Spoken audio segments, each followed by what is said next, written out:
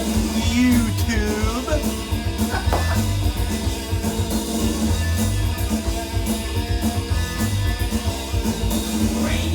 Welcome to Cosmic Vinyl. I'm Cosmic Brian.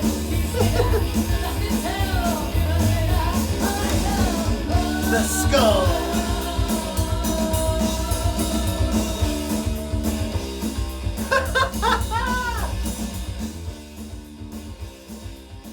Alright, let's stop dicking around here. Hey, welcome in to the Cosmic Realm. You're here. I'm glad because I need you guys here. Because I'm about to tell you something very important. This is a contest video for one of the best channels in all of the vinyl community. This is one of my favorites, and that's JT's Record Room.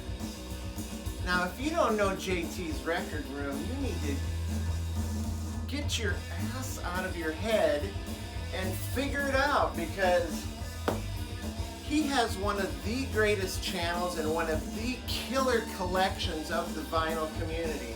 Super nice guy, super great collection, lately showing so many cool albums, putting out content consistently, unlike yours truly here, Cosmic Brian, but you know, I do it when I can. But you know, I've shouted out JT's praises in a shout out video before. There's not enough that can be said, so I'm just going to stop now. But JT, congratulations, because I know you're going to eclipse the 400, and it'll be 500, 600, it'll be 1,000, and we'll be contesting till the cows come home. So anyway, let's do this video. Okay, the contest is this: to show 5 of your favorite records in all of your collection.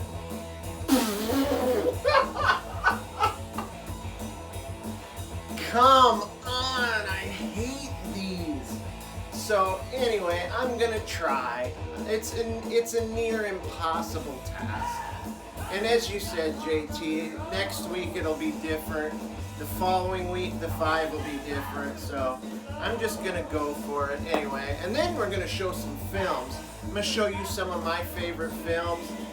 The director part I might fudge on. I might even fudge on the rules a little bit, on the numbers that I show, and I think some of you might be just a little surprised at some of the records that I pull for this contest. So I went all the way back to like the beginning of my vinyl and my music listening journey. So let's start off with this one. First one is The Vapors, Nuclear Days. Now, I love this record so much. Now, most people know this for the song Turning Japanese, but this record is far, far better than just that song.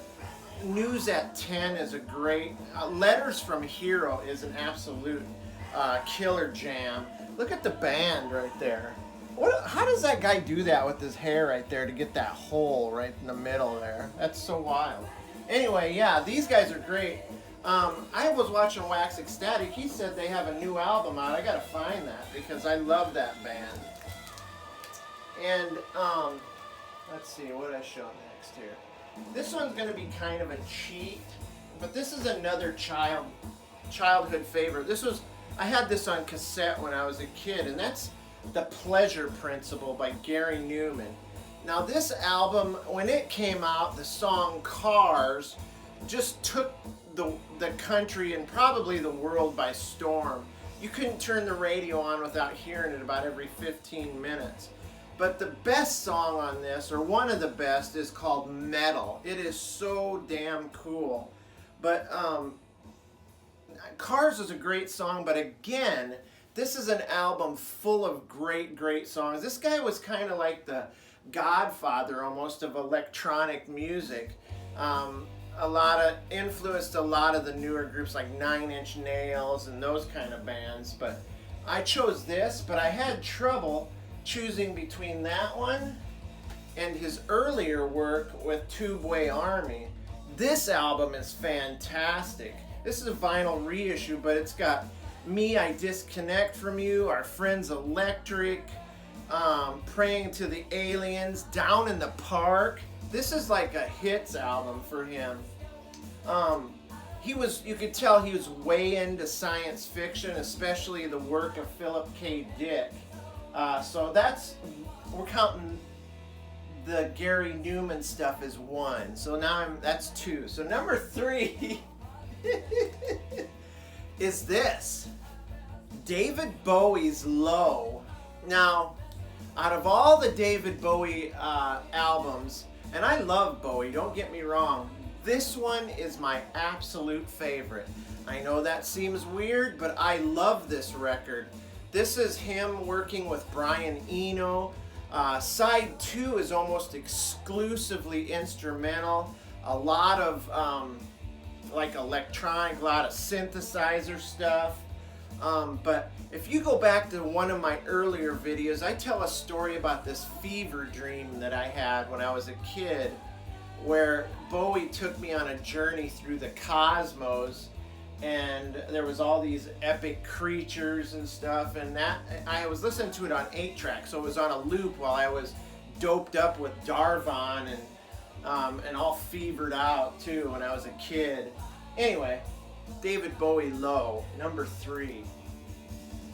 Now, I've said this many times how much I love the Blue Oyster Cult. And this album right here there's the inner sleeve, which is absolutely killer, is Fire of Unknown Origin. Now, I love this record. Probably my favorite Blue Oyster Cult album, other than the ETL Extraterrestrial Live double live album. This was turned on to me when I was in high school by a friend of mine. Songs like Fire of Unknown Origin, Burnin' For You's the hit, but Veterans of Psychic Wars, Soul Survivor, Heavy Metal, The Black and Silver, Vengeance, The Pact. This is so cool. Amazing record. And the artwork, I always wanted to get that tattoo. I'm going to set these down because I know that's going to get too heavy. So number 5, again, kind of a cheat here.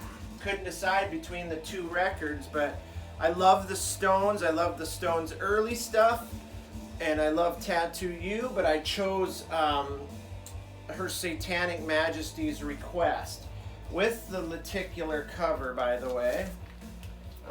Found this in a little like collectible store in my hometown of Fort Dodge, Iowa. Very psychedelic gatefold there. Yep, definitely the lenticular cover. Great songs. She's a Rainbow.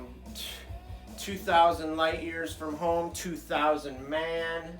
Absolutely killer Stones record. It's a love-hate thing. Most people either love it or hate it. I dig it all the way, baby. And then another great album. I don't even know if I've ever shown this on a video before. I have 2 copies of this. Rolling Stones' Exile on Main Street. God, this is a killer record. One of the Stones' best right here. Hitting their stride. All the cool like picks in there. This is the stories that this album has to tell, and the making of this are just incredible. Great cover art. Love that album. So that's my 5 right there, plus 2, I guess. So now moving on to the movies. I love movies. Hey man, if you haven't checked out Dr. October, Mika's entry to this contest, do yourself a favor because it is so killer. There's this mayhem of macabre, and it is just a masterful editing. You got to check it out. But one of my favorite movies of all time that I absolutely love, and I've shown the soundtrack but not the movies, is The Warriors. The Warriors is amazing. I'm trying to think of who the director is. Walter Hill. And this is when I was a kid. I seen this so many times. It was on HBO. I didn't have HBO at my mom and dad's house, but my friends did, so I would always go over there and watch it every day. It'd be on at 2 in the morning. I'd spend the night over there just to watch this movie. This is about gangs of the 70s. They're all dressed up like in different outfits and stuff. And the one big gang leader is trying to get all the gangs together to take over New York City. Well, of course, the leader is assassinated and the warriors get blamed, and then chaos ensues. So The Warriors is one of my favorite movies. Walter Hill was the director. You guys all know Ron Howard, the director Ron Howard. He's done great movies. Also was Richie Cunningham on Happy Days. I'm now dating myself. He was Opie on Mayberry RFD. So, but he directed this really great documentary called 8 Days a Week. It's a documentary about the Beatles' touring years. The Beatles only toured for 2 years, and then they ceased to tour no more. So this is an absolutely stunning documentary, some great live stuff. I love that. Mika may have shown this, I can't remember, but this is the Texas Chainsaw Massacre 2. This again, I believe, was directed by Tobe Hooper.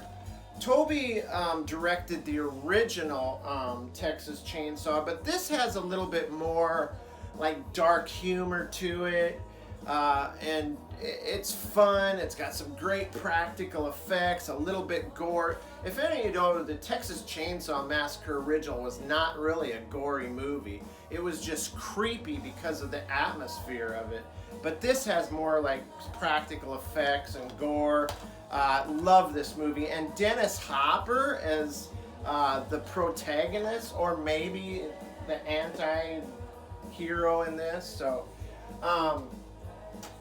couple other great horror movie right here is Return of the Living Dead. Killer sound, punkish soundtrack. Great zombie movies. Supposedly an unofficial takeoff of the George Romero Night of the Living Dead movies. This is a great re-release that came out a few years back that I picked up. This is a great movie, The Return of the Living Dead. This is my favorite movie of all time. I can say to you, with all honesty, I have seen this probably over 200 times, and that is Sid and Nancy. This is the story of Sid Vicious and Nancy Spungen, his girlfriend. How they met revolves around the Sex Pistols, Sid being the basis of the Sex Pistols, their drug addiction, their hopelessly violent ending to their relationship, and eventually their lives. This is a great biopic, be it an accurate one or not. It's still a very entertaining movie by the director Alex Cox. And then I'm going to show this. I know JT showed us, and several others may as well have showed it, but this is Once Upon a Time in Hollywood, directed and written by Quentin Tarantino. This I watched 20 times in 1 week. I love the soundtrack. I have the soundtrack. It's all late 60s, great music. It's got Paul Revere and the Raiders, the Buchanan Brothers, Roy Head. This is just, it's got Chad and Jeremy. This is fantastic. Deep Purple. This is such a great movie. The actors really put in a great effort for the director Quentin Tarantino, and the story is fantastic. And as JT said, they rewrote what was a tragically historic event and made it heroic. But those are my movies. Those are my albums. And congratulations already, JT. I know you're going to eclipse the 400. Hope this wasn't too long. I'm glad you stuck around to watch it. But hey, you guys, stay cool, stay safe, and stay cosmic. Love you, peeps. Have a good evening. cosmic final